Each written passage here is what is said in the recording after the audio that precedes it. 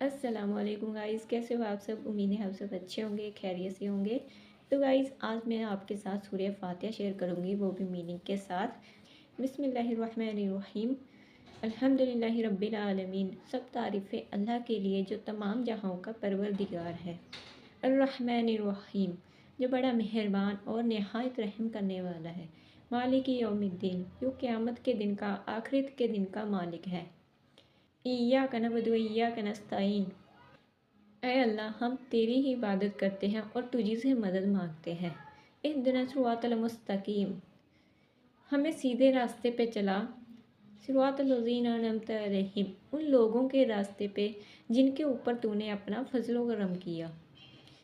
غیر المغضوب علیہم ولا الضالین، نہ کہ ان لوگوں کے راستے پہ جن کے اوپر تو نے اپنا غضب نازل کیا اور نہ ہی گمراہوں کے۔ آمین۔